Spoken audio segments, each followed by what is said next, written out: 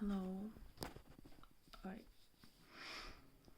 I feel really bad, and I'm not sure what's going on. And I want to figure it out. And this is the easiest way to do it right now, is to talk it out. So this is reality, truth, for those of you who like that. It is me not trying to be different or trying to heal or whatever. It's me trying to see myself, which is healing, I guess. I'm really fighting with myself. I can feel I'm not at ease. There's some arguments going on. So I'm just going to talk that out, see what's in there. First of all, I'm in pain. I know that. I can't necessarily feel it, but I know it's there. Not sure why. I am... wow, it's a lot at the same time. Because I'm not... I am not sure...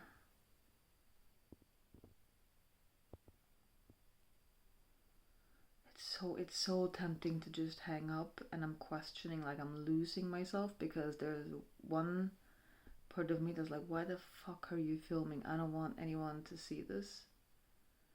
Which genuinely makes me question, why am I sitting here with a fucking camera, letting people see me? Why am I? Is it some twisted, unhealthy, should I keep this to myself? Like, is that really... what's this need of putting this out there? Really questioning if the motives for doing so, if they're pure or not. And even if they are pure, maybe there's still something to be said about protecting myself or keeping myself sacred. Not necessarily protecting, but keeping myself sacred. And I don't know, maybe that's stronger lately because of where I am within myself. There's quite a strong voice though inside. And it's kind of like seeing everything that's on Facebook and on Instagram, seeing what people are posting,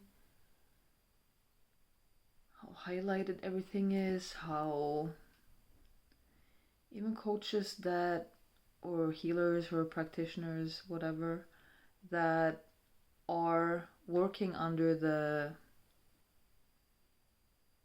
word like authenticity, truth, being true to myself, being true to others, honesty, even they are, of course, like, you decide what to put out. You don't you don't film your life 24/7, right?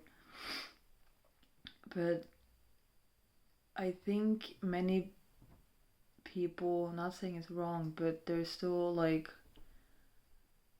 those who are authentic often still put up a mask or a show or a facade in some way.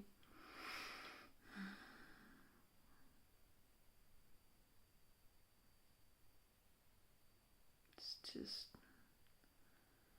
it feels so important to be like, I mean, maybe it's different for different people, but from what I can see, from my perspective, like, there's so few people being here. I think that's part of my pain. wow, I had some real harsh judgment about. I was recording a video of me channeling a part of myself just a few days ago, and I had the exact same judgment come up. There's a really harsh voice inside, and it's judging the fact that I'm crying on camera. It's like, why? Just get your shit together, kind of. You know, when you see videos of people sharing something authentic and then they are crying, and then people post in the comment like, why, what's this need people have to shove a camera up in their own face when they're crying? Like, can you not just cry by your fucking self? So I'm very resistant and hesitant to let myself go, like when I can feel the crying, the pain that's there come up, because it feels so self-indulgent. Same word that came up in the channeling. It feels like really self-indulgent to be doing this, to have, this is my life. I'm not creating, this is what's in my head. It's not creating any benefit for society. It's not, I'm just thinking about me, myself. I hear the voice of my mom in my head being like, and not just her voice, but other people as well, like, it's really healthy to have kids, to learn to put someone else before yourself. Like, I will never have kids. I don't want to. Super selfish, right? Super selfish. There's words for this in Norwegian. I don't know the fitting translation.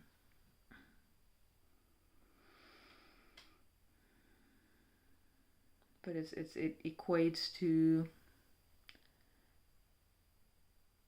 only caring about yourself so much that you struggle to see, not even trying, like you can't see other people's perspectives because you're so, it's like someone who has never traveled outside their town. They never gained like real perspective that mature people have. So I have all that kind of judgment inside. So harsh, that one. Makes me wonder, because that's a part. Must be, right? So I wonder actually about that part. Because I kind of just like hear it, but I can't see it. So I can't really grasp what it's trying to do. Maybe it's in opposition, or maybe it's in correlation to the pain. Pain's so far away now. Because I'm so... This is like it shuts it down. Puts me very... Like all day, also yesterday, I just wanted to fight. I just want to confront people. And it's coming from this place of pain. I can tell.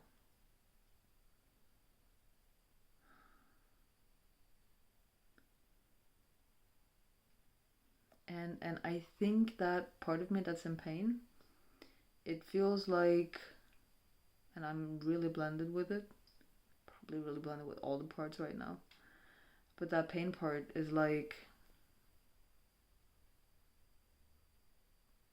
I'm so much here. I'm so much here, and I'm trying to make people see me here where I'm at. So it's very, I want people to be here in my reality and see me. And wanna be here. Wanna come into my world and wanna be here with me, because that's their life. Like, I am their, I don't know how to phrase this in a way that doesn't sound like, that catches like the right. It's kind of like how a parent I imagine would want to, with a child, like, you are my priority, you are my number one. I will put everything else aside to be with you. Which is same as I want from a partner, right?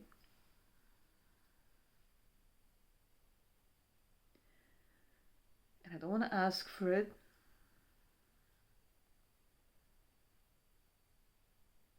I kind of want to like make it clear so people can ask to come in, but I don't want to ask them to come in.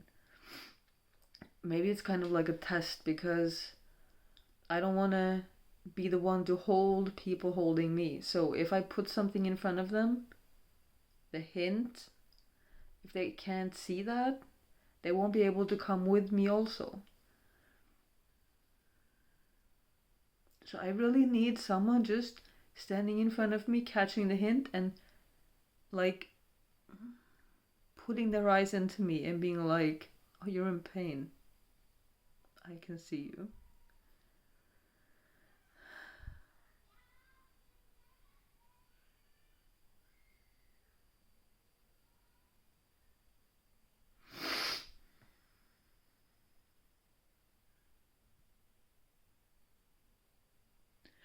From where I'm at, and I think this is two layers, because on one hand, I am sensing my childhood in this. I am sensing me not being able to make my parents see me. Me going through my entire childhood alone.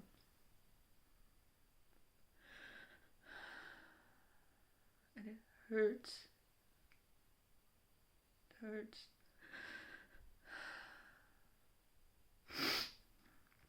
But it's not just that, because it's other people as well. It's living in this world. It's relationships I have that aren't enough, but I really want them to be. And it's just, I feel like I could walk the streets being on fire and people wouldn't see.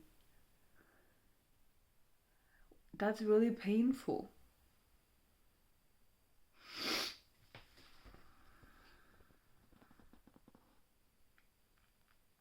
I can't look myself in the eyes because I can see the depth of pain that's there.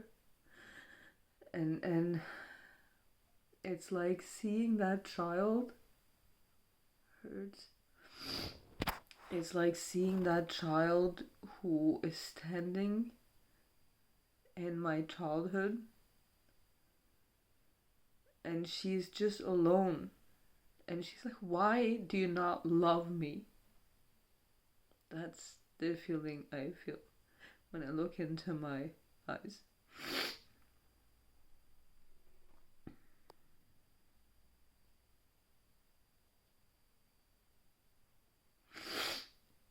And it would be nice, right, if it was just, because I can think to myself now, of course I love her. Of course I love her. And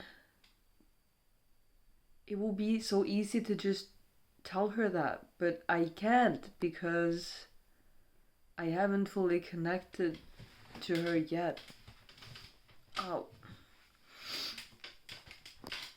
So if I really want to say that, because I don't want empty words, I hate empty words.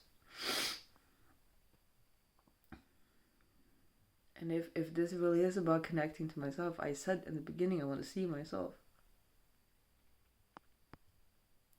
And even if I said to her now, before really grasping her, seeing her, and I said, of course I love you, it feels abusive. It feels like a lie. It feels disrespectful almost. It feels like I imagine her being like, how can you say that? Well, what do you love about me then? I don't even know how she feels about me.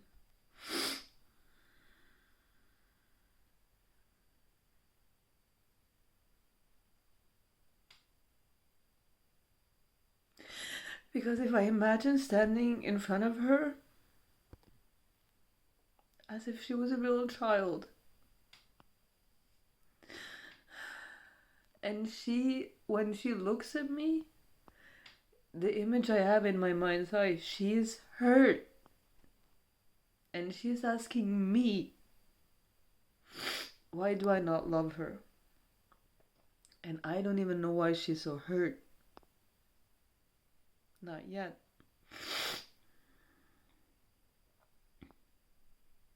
So I'm just looking at her in my mind's eye.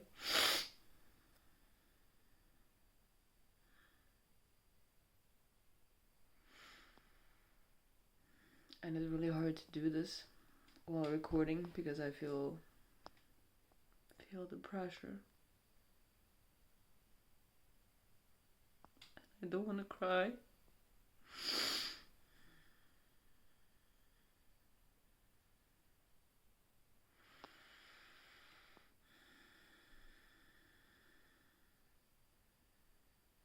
And it's really hard for some reason to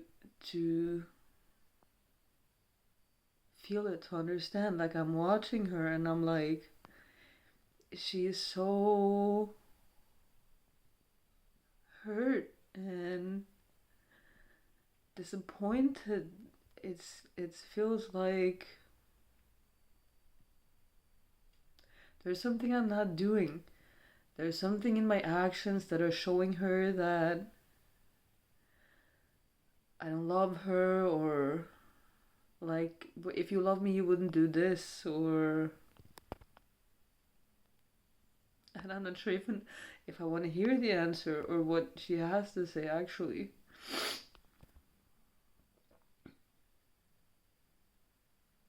Because she is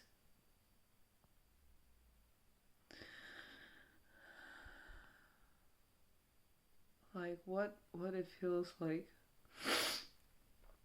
is, why are you trying so hard with people that you can't, it won't work?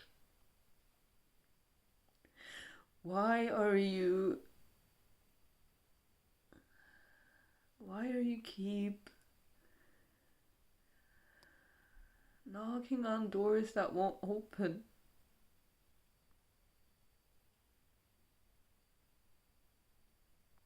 And of course I know the answer, because there are other parts of me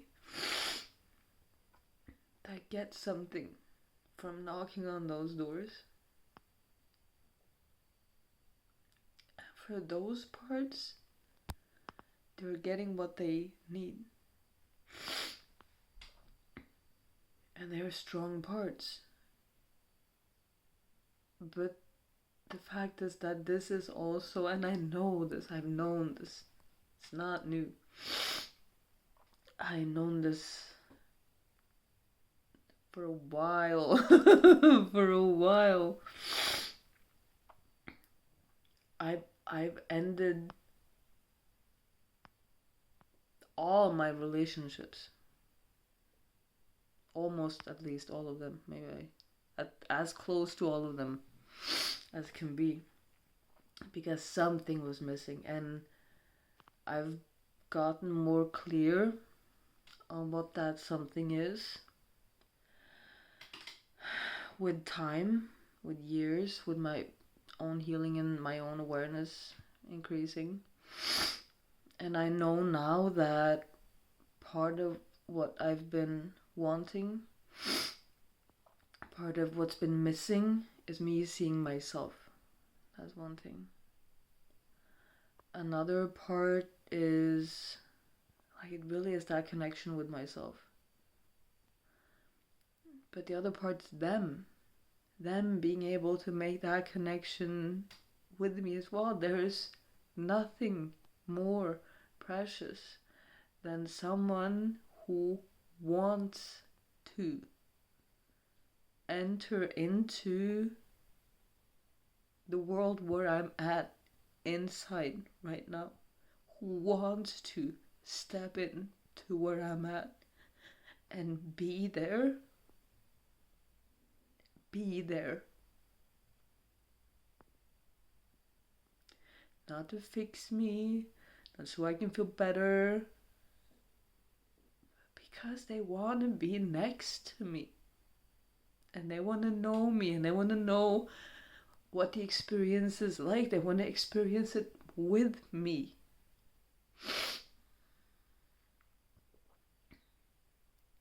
If you haven't felt this, you haven't felt intimacy.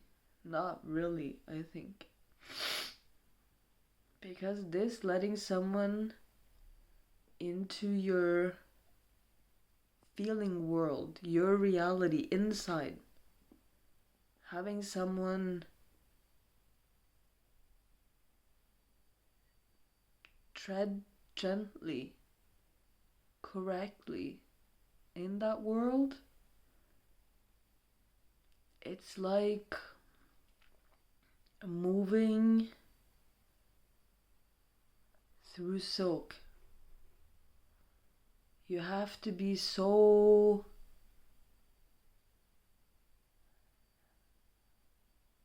fluid, and you have to know how to operate, or else you will rip things apart, you know? And if you rip things apart, if you tear things, then you're not safe to have here. So then you can't be here.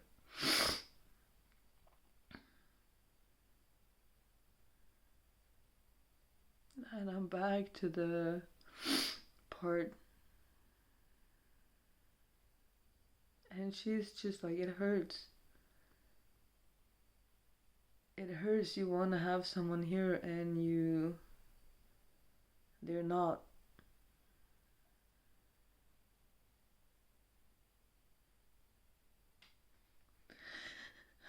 And it hurts for me. Or is it me, or is it, I don't know. But there's something about the love that I am experiencing that, although this love is beautiful, it's not enough for this part of me. But that love is so precious, and it's everything I've ever wanted my whole life. It feels like it's what I came here for, this kind of love.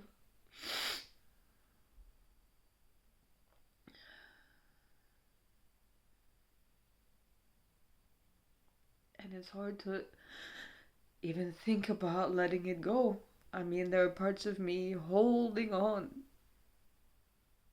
for dear life, because it's the most precious thing I've ever had.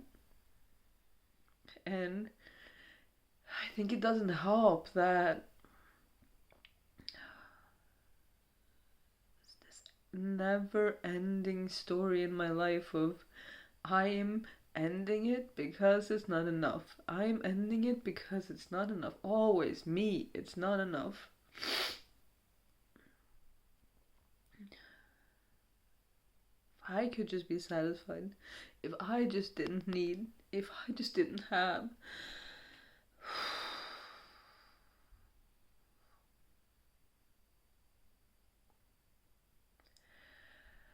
I feel like it's really something to have.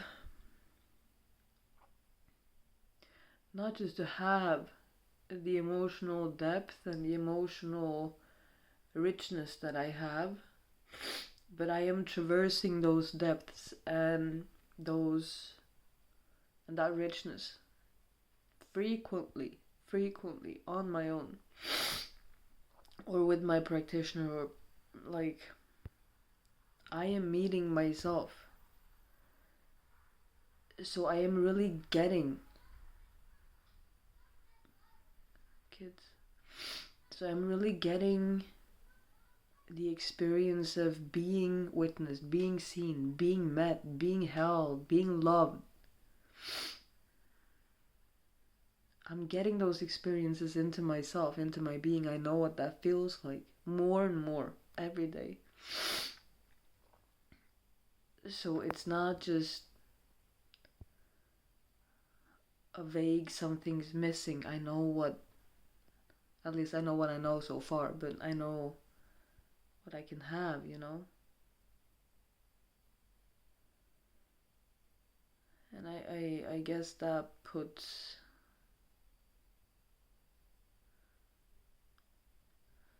I don't know what I want to say.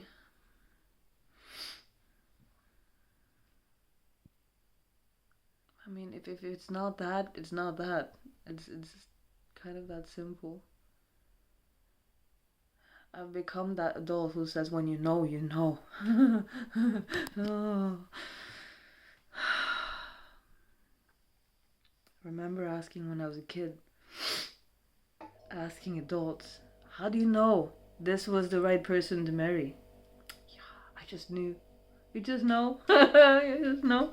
I was like, no, how? Break it fucking down for me.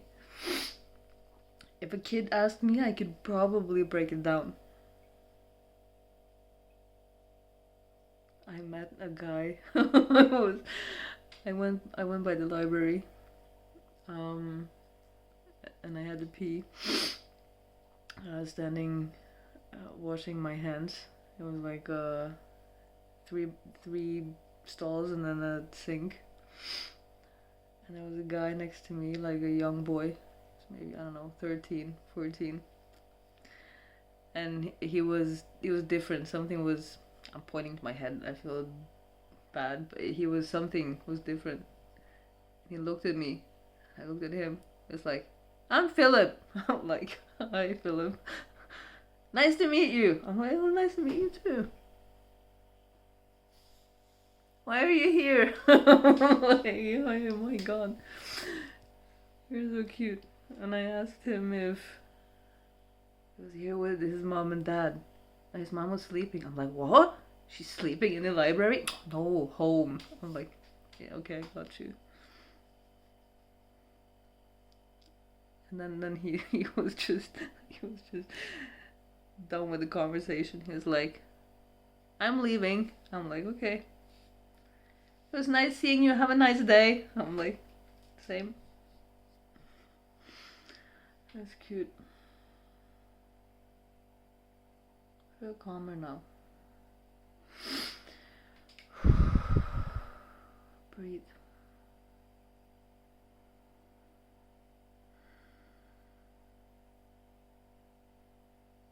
Is this self-regulation? Maybe it is.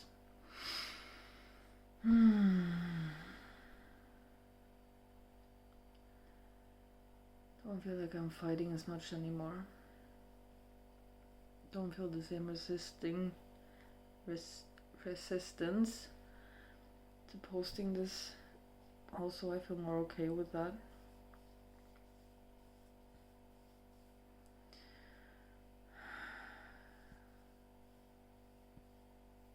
It's important, I think. Like, really, if we want a different world, if we want a better world, this is it. Like, how many people need to do what I am doing right now to soothe themselves, to regulate themselves, to come back to themselves, to see themselves, to meet themselves, to hold themselves, to create a relationship with themselves, to understand themselves.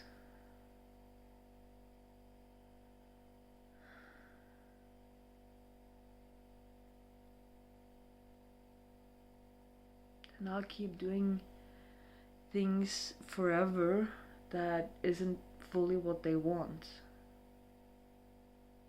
Getting themselves on board with,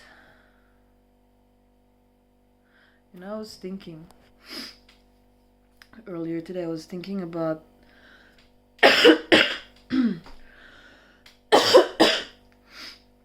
sorry, I was thinking about truth and how, although all the parts inside, they have their own truth. But there's one deeper truth, kind of. One that's more stronger, there's more hold to it. And I was thinking how you know that truth. Most of us. At least I do. I can, not always, but just go with where I'm going. So, that truth, I know this is not the right person or the right job or I know this is not the right thing for me. I know. And then there are all these but there are all these voices that will argue you into doing it, because all those different parts have different motives for why they want to do what they want to do. And it's just interesting like this image to me, because if you're cleaning up, you're kind of like becoming aware of all that's around the truth. The truth is like the thing in the middle, the core. And kind of everything else is supposed to be stripped away, I think, or not stripped away, but met, loved, understood, like they're supposed to be taken as a part of the whole.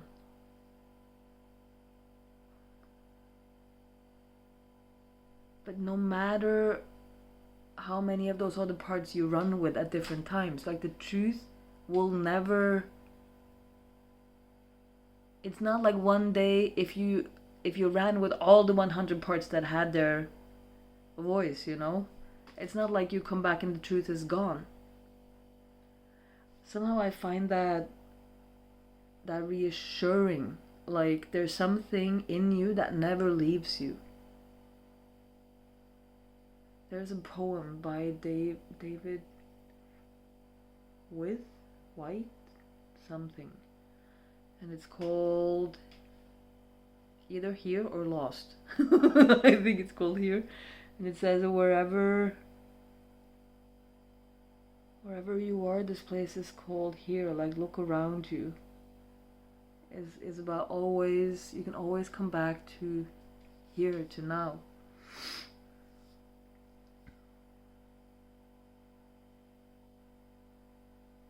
Yeah, I'm going to go take a shower now that I'm done crying and feel better.